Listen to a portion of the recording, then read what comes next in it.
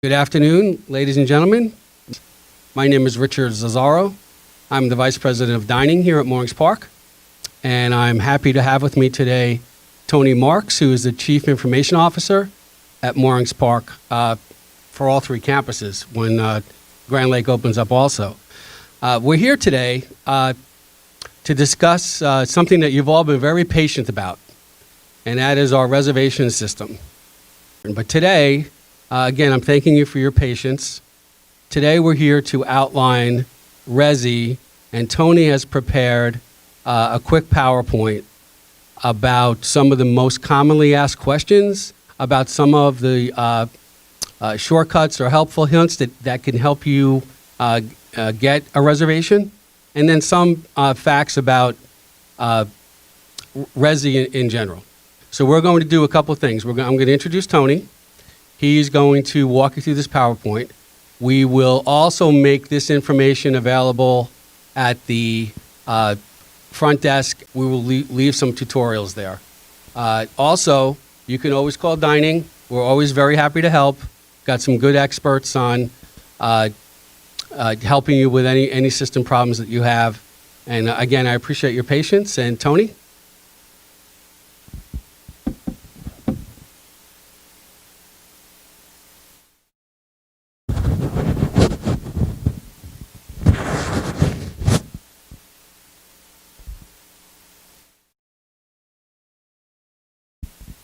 Good afternoon. Thank you, Richard, for that information as well as the introduction.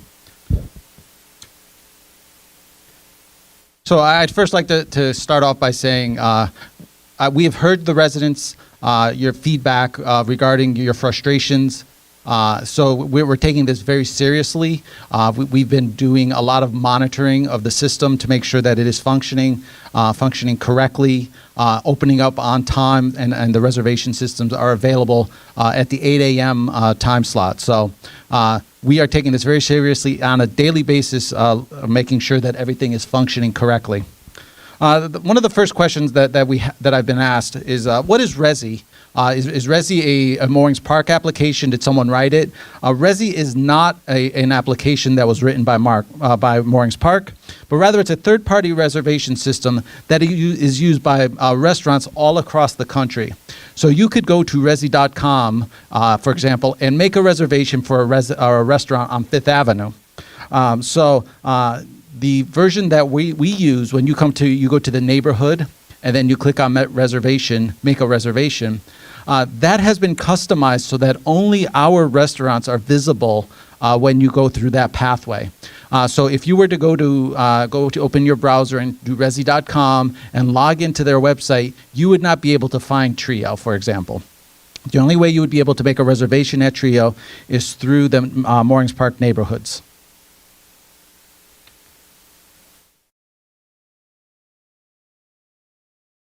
One of the frustrations that I'm hearing quite a bit is recently residents have been required to enter their email address and password when making a reservation. And the reason for that is as I mentioned, RESY is an application that Moorings Park has purchased and is hosted by the RESY organization. And they were acquired by American Express.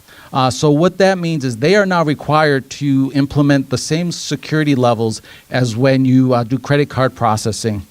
So that is why what has been the new protocol that we must follow is that your account will be logged off after 15 hours of inactivity. So if you go in and make a reservation and you log in and then 4 hours later you come back, you should still be logged in. But the next day when you try to make a reservation, 24 hours later, for example, you should have to log in again. So that is something that was new to our residents. As in the past, RESY would just let us do some pass-through authentication, but they are no longer allowing us to do that because of the security that they must implement. This is one of the questions that we've been getting quite a bit since Trio, especially since Trio opened. That at 8 a.m. I'm trying to make a reservation for Trio, and by the time I click the make a reservation button, it's already sold out. As I mentioned earlier, we are monitoring this every day. And every day so far since Trio is opened, before 8:01 a.m., it is sold out. And I'm going to talk a little bit about the process that you should be following for that. But it is a first-come, first-served basis, and there is really no trick around how to do it. It's really the first person to click would be the one that would get that reservation.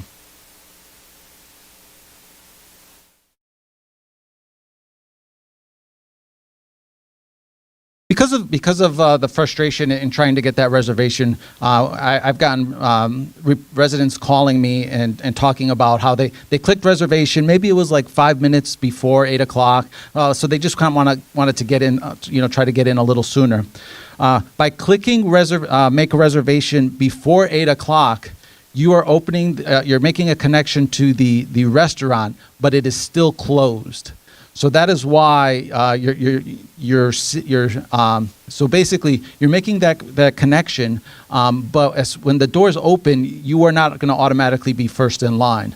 So my suggestion to you is to wait until exactly 8 o'clock and then click on that make reservation button.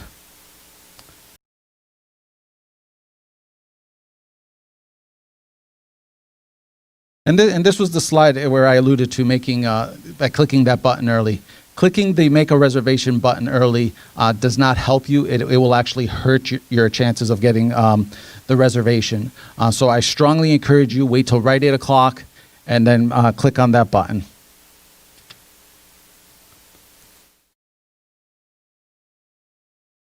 And those today have been the big questions that have been posed to us in IT regarding the RESY system. It's the password. Why am I typing in a password? How do I get a reservation in Trio? The key takeaway being, do not make a reservation before 8 o'clock. And the last thing I just want to distinguish for you is the neighborhood login versus the RESY login. They are two separate logins, and that's why you'll notice when you first go to the neighborhood, it'll be your first initial last name, and then you'll type in your password. That would be your neighborhood password to get you in the door. The second one would be the equivalent of now you want to get into a locked room inside the home. So that would be your email address and your RESY password.